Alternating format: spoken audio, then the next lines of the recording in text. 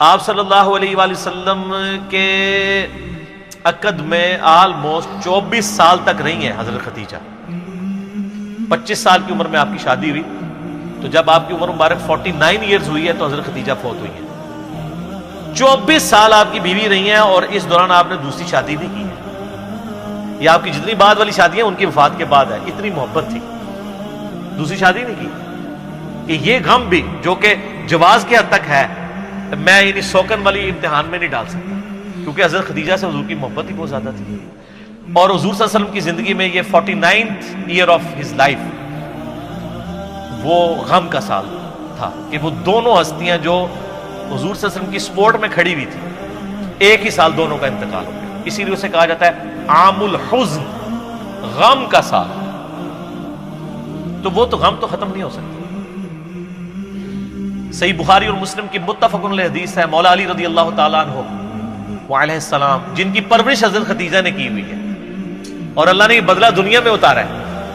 ابو طالب نے پرورش کی نبی علیہ السلام کی. ابو طالب کے بیٹے علی ابن ابی طالب کی پرورش نبی علیہ السلام نے کی. تو ابو طالب نے نبی علیہ السلام کی پرورش کی اور نبی علیہ السلام نے ان کے بیٹے کی پرورش کی. اور حضرت خدیجہ جو ہے حضرت علی کے لیے ماں کی طرح تھی، اور بعد میں خوش نصیبی کی انہی کی بیٹی کے ساتھ نکاح بھی ہو گیا سیدہ فاطمہ کے ساتھ. تو صحیح بخاری اور مسلم متفق علیہ حدیث ہے، بخاری مسلم دونوں میں.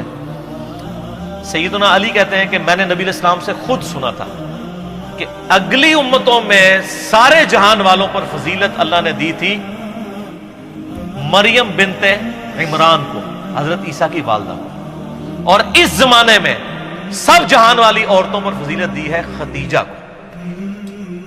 حضرت خدیجہ والی فضیلت کسی بھی نبی علیہ السلام کی بیوی کو حاصل نہیں ہے. حتیٰ کہ سب سے لاڈلی بیوی سے ہی آپ سن لیں، بخاری مسلم دونوں میں آتا ہے، سیدہ عائشہ کہتی ہیں کہ میں حضور کی بیویوں میں سے کسی پہ اتنا حسد نہیں کرتی تھی، رشک اردو میں کہہ لیں، جتنا خدیجہ پہ.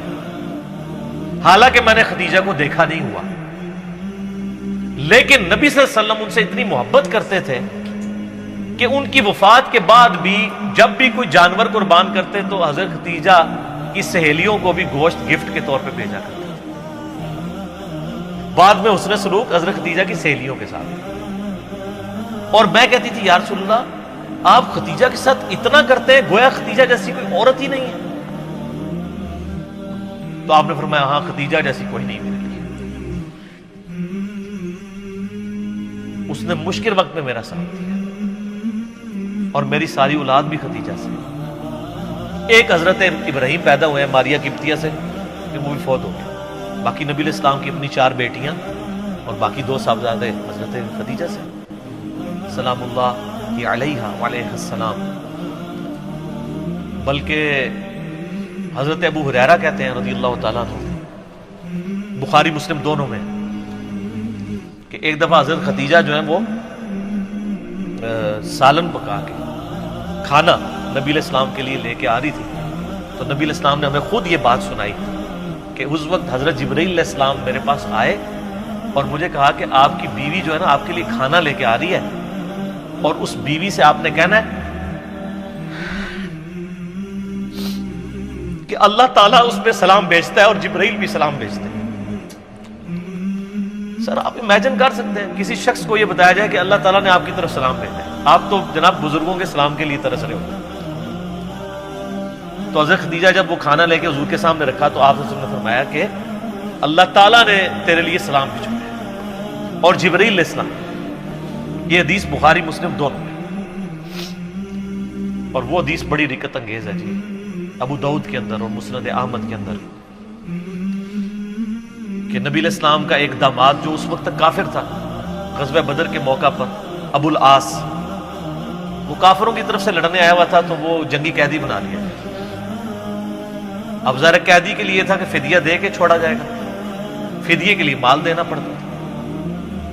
اب اس کی جو بیوی ہے وہ سیدہ زینب نبی علیہ السلام کی بیٹی، جن کی آگے سے وہ بیٹی ہیں جو حضور کی نواسی ہیں، امامہ بنت ابی العاص، جن کے بارے میں صحیح بخاری میں آتا ہے کہ نبی علیہ السلام ان کو گود میں اٹھا کے نماز پڑھا کرتے تھے. جس طرح حسن و حسین تھے اس طرح وہ بھی تھے. امامہ، یہ لفظ ویسے لوگ امامہ پڑھتے ہیں، یہ الف کے اوپر یعنی حمزہ کے اوپر پیش ہے، उमामा बिनते अबिल आस। तो सैयदा ज़ैनब ने अपने गले का हार, ये सही सनद के साथ है, अबू दाऊद में, मुस्नद अहमद में, अपने खामन की रिहाई के लिए फिदिये के तौर पे हुजूर को भिजवाया, क्योंकि उनको पता था कि नबी अलैहिस्सलाम तो कोई सिफारिश कबूल नहीं करेंगे, इंसाफ तो सबके लिए। अब वो एक एक करके कैदी छोड़े जा रहे हैं, नबी अलैहिस्सलाम को इत्माद में लिया जा रहा है, ठीक है, कि जी इसने ये दिया माल, इसने ये दिया, हत्ता कि जब वो हार हुजूर के सामने आया तो आप सल्लल्लाहु अलैहि वसल्लम पे रिक्कत आ गई। रिक्कत के अल्फाज है, रोना शुरू कर दिया आपने, क्योंकि वो हार हजरत खतीजा का हार था जो उन्होंने शादी के मौके पे अपनी बेटी ज़ैनब को गिफ्ट किया हुआ था। अब हुजूर के सामने वो हार आया तो आपने रोना शुरू कर दिया। आपने बाकी साहब को जमा करके कहा कि अगर तुम मुझे इजाजत दो तो ये हार जो है ना, मैं बेटी ज़ैनब को वापस कर। इजाजत ली, क्योंकि ये मेरी बीवी का हार है जो उसने अपनी बेटी को गिफ्ट किया। वो खैर वापस कर दिया, और बाद में खैर वो अबुल आस मुसलमान भी हो गए। तो पर ये एक आपकी जिंदगी में लम्हात थे। ऐसा यानी एफिलिएशन जब रहे तो आमुल हुज़्न बन जाता।